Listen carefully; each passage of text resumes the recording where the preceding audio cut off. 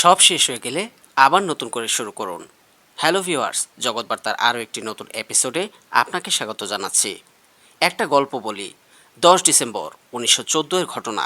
একবার আমেরিকার নিউ জার্সিতে একটি রাসায়নিক কারখানায় ভয়াবহ আগুন লেগে যায়। রাসায়নিক কারখানাটি ছিল কিংবদন্তি উদ্ভাবক এবং ব্যবসায়ী টমাস আলভা এডিসনের। প্রায় 8টি ফায়ার ইউনিট ঘটনাস্থলে পৌঁছায় এবং আগুন নেভানোর চেষ্টা করতে থাকে, কিন্তু কোনোভাবেই আগুন নিয়ন্ত্রণে রাখা সম্ভব হচ্ছিল না। কারখানায় বিভিন্ন দাহ্য রাসায়নিক উপকরণ থাকায় সেগুলোর বিক্রিয়ায় আগুন সময়ের সাথে সাথে আরও ভয়াবহ রূপ প্রদর্শন করছিল।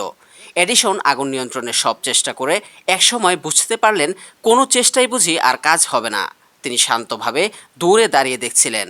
তার চোখের সামনে সারা জীবন ধরে গড়া কারখানাটি আগুনে পুড়ে শেষ হয়ে যাচ্ছে। এমন সময় এডিসনের 24 বছর বয়সী ছেলে চার্লস তার পাশে এসে দাঁড়ান। এডিসন তার ছেলে চার্লসকে উদ্দেশ্য করে বললেন, যাও, তোমার মা এবং তার বন্ধুদেরও এখানে আসতে বলো, না হলে জীবনে এত বড় অগ্নি দুর্ঘটনা হয়তো আর দেখতে পারবে না। চার্লস খুবই অবাক হলেন তার বাবার এমন শিশুসুলভ কথা শুনে এবং নির্বিকার হয়ে তাকিয়ে রইলেন। এডিসন তার ছেলেকে আশ্বস্ত করে বললেন, এটা ঠিক যে তাদের চোখের সামনে সারা জীবন ধরে গড়া কারখানাটি পুড়ে ছাই হয়ে যাচ্ছে।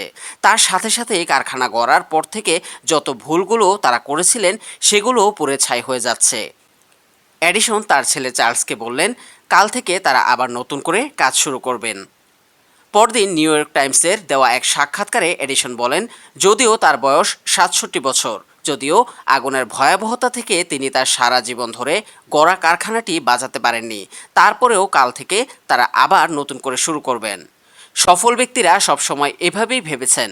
বিপদে তারা কখনো হাল ছেড়ে দেননি, বরং আরও সাহসের সাথে সামনে এগিয়েছেন।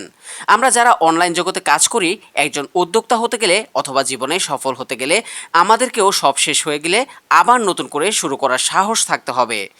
পরিসংখ্যান অনুযায়ী প্রতি 100টি নতুন ব্যবসার উদ্যোগের মধ্যে মাত্র 10টি সফল হয়। আবার এই 10টির মধ্যে 9টি প্রথম 5 বছরের মধ্যে বন্ধ হয়ে যায়। কখনো কি ভেবে দেখেছেন শেষ পর্যন্ত কারা টিকে থাকে? আপনার মতামত কমেন্ট বক্সে জানাতে পারেন। ভিডিওটি ভালো লাগলে লাইক কমেন্ট করে পাশে থাকবেন। এরকম আরও ভিডিও পেতে চ্যানেলটিকে সাবস্ক্রাইব করে রাখবেন। ধন্যবাদ।